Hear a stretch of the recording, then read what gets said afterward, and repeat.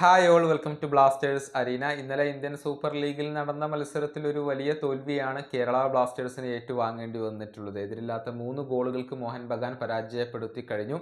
മത്സരത്തിന്റെ തുടക്കത്തിലൊക്കെ മികച്ച പ്രകടനം കേരള ബ്ലാസ്റ്റേഴ്സ് നടത്തിയിരുന്നു. പക്ഷേ ദൗർഭാഗ്യവശാൽ 2 ഗോളുകൾ വഴങ്ങേണ്ടി വന്നു. അങ്ങനെ മത്സരം കൈവിടുകയും ചെയ്തു എന്നുള്ളതാണ്. ഈ മത്സരത്തിൽ വിജയിച്ചതോടുകൂടി മോഹൻ ബഗാൻ ഷീൽഡ് കിരീടത്തിലേക്ക് ഒന്നുകൂടി അടുത്തിട്ടുണ്ട്. ഇനിയിപ്പോൾ ഒരൊറ്റ വിജയത്തിന്റെ മാത്രം ആവശ്യമാണ് അവർക്കുള്ളത്. എന്നാൽ കേരള ബ്ലാസ്റ്റേഴ്സ് വിജയിച്ചു കഴിഞ്ഞാൽ മോഹൻ ബഗാന് കിരീടം സ്വന്തമാക്കാനുള്ള ഒരു അവസരം അവിടെയുണ്ട്.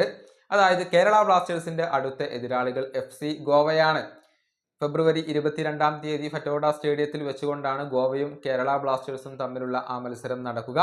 ആ മത്സരത്തിൽ ഗോവയെ കേരള ബ്ലാസ്റ്റേഴ്സ് പരാജയപ്പെടുത്തി കഴിഞ്ഞാൽ മോഹൻ ബഗാൻ ഷീൽഡ് കിരീടം സ്വന്തമാക്കും. അത് അവിടെ ഉറപ്പിക്കാം എന്നുള്ളതാണ്. എന്നാൽ ആ മത്സരത്തിൽ ഗോവ സമനില വഴങ്ങുകയാണെങ്കിൽ തൊട്ടടുത്ത ദിവസം മോഹൻ ബഗാനും ഒഡീഷയും തമ്മിലുള്ള ഒരു മത്സരം നടക്കുന്നുണ്ട്. ആ മത്സരത്തിൽ മോഹൻ ബഗാൻ സമനില വഴങ്ങിയാൽ പോലും അവർക്ക് ആ ഒരു ഷീൽഡ് സ്വന്തമാക്കാൻ സാധിക്കും എന്നുള്ളതാണ്.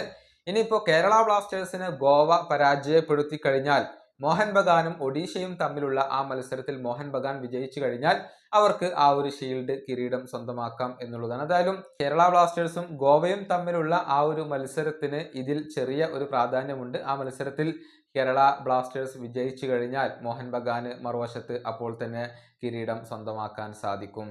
ഈ വീഡിയോ അവസാനിപ്പിക്കുന്നു. അടുത്തൊരു വീണ്ടും കാണാം.